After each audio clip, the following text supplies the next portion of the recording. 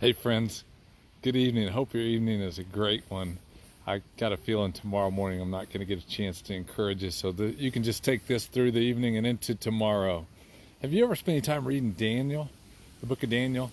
Daniel 1, 2, and 3. Daniel is this godly man that lived back in the day, and King Nebuchadnezzar had taken him prisoner along with his friends.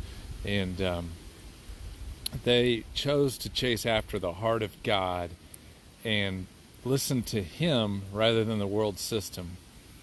That word obey I've talked about before means listen to the voice of, and that's what they did. They listened to the voice of God. And so there was a series of rules put together to try to get them to bow down to a golden idol, and they wouldn't do it. And the taskmaster who wanted them to do that got the king enraged to the point that the king fired up the furnace and had it heated well beyond its normal heat so that they would throw these three men bound up into the fire. And if you read chapter 1 of Daniel, it says these men were 10 times wiser than anybody else in the area.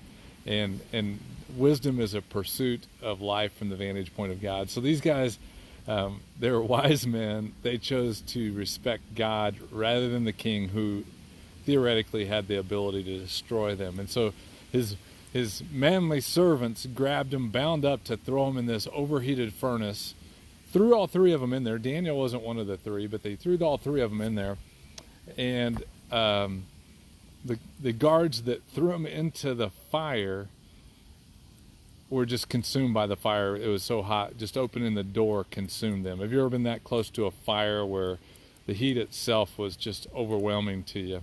And that's what happened to those guys. And so then after the heat had subsided enough where that King Nebuchadnezzar could look in there, he saw 4 people in the fire. And I believe it was a pre-birth of Christ Jesus that was in there with the 3 men, and just watching over and protecting them. And they moved about in that furnace as though there was no issue.